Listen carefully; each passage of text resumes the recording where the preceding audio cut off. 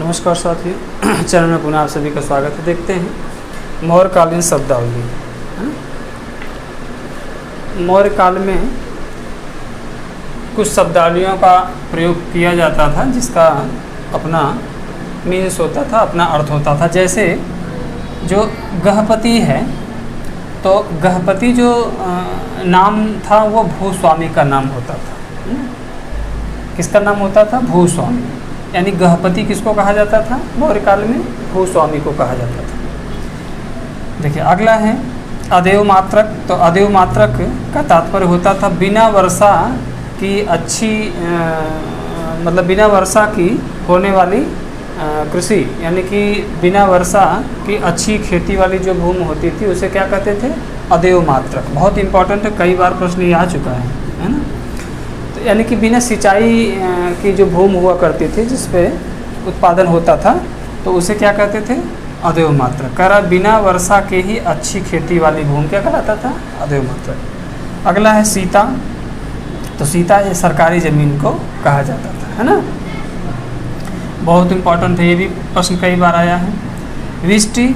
तो विष्टि जो होती थी बेगार या निःशुल्क श्रम को कहा जाता था, यानी उसे क्या कहा जाता था? विष्टि। ये भी बहुत इंपॉर्टेंट है, आया है कई बार।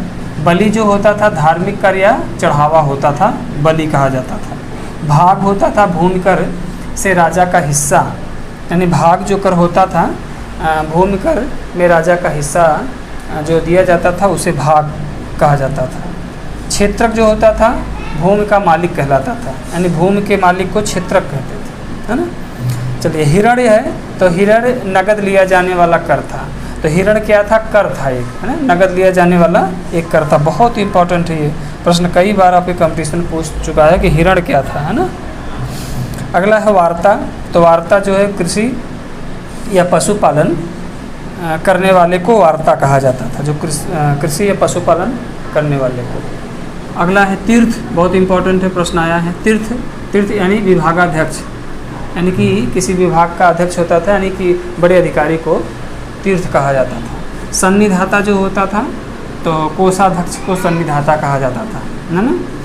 और ये भी बहुत इंपॉर्टेंट है, कई बार प्रश्न आया है। समाहर्ता जो होता था, बहुत इंपॉर्टेंट है, प्रश्न आया कई बार। समाहर्ता राजस्व विभाग का प्रमुख अधिकारी होता था, है ना, यानी राजस्व विभाग का जो प्रमुख अधिकारी होता था या राजस्व इकट्ठा करता था उसे समाहर्ता कहते थे। पदेष्टा। तो पदेष्टा की कौन सा था? फौजदारी न्यायालय के न्यायाधीश को कहा जाता था, यानी फौजदारी न्यायालय के न्यायाधीश को क्या कहा जाता था? पदेष्टा, है ना। कर्मांतिक जो होता था क्या कह रहा हूँ? कर्मांतिक जो होता उद्योग की देख रेख करने वाला अधिकारी होता था ना। तो उद्योग धंधे की देख रेख कौन करता था? कर्मांतिक। अगला है आटविक। तो वनाधिकारी होता था आटविक, है ना।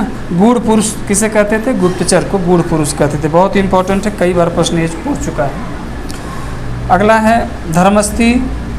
तो धर्मस्थी दीवानी न्यायालय को कहा जाता था, है ना। धर्मस्थी जो है दीवानी न्यायालय को कहा जाता। और कंटक शोधन जो कहा जाता था वो फौजदारी न्यायालय को कहा जाता था, है ना। और पदेष्टा जो होता था वो न्यायाधीश को कहा जाता था। एग्रोनोमोई जो होता था, एग्रोनोमोई यानी मार्ग निर्माण का जो प्रमुख अधिकारी होता था, जो सड़क वड़क बनवाता था, मार्ग का निर्माण जो करता था उसे एग्रोनोमोई कहा जाता था। तो ये शब्दावली से भी प्रश्न आपके कंपटीशन पूछता है। तो जो मुख्य शब्दावली थी मैंने बताया आपको। तो मुझे विश्वास है वीडियो आपको जरूर पसंद आई होगी। तो चैनल को जरूर सब्सक्राइब करिएगा, लाइक कमेंट करना ना भूलिएगा। तब तक के लिए बहुत बहुत धन्यवाद, बहुत बहुत शुभकामनाएं।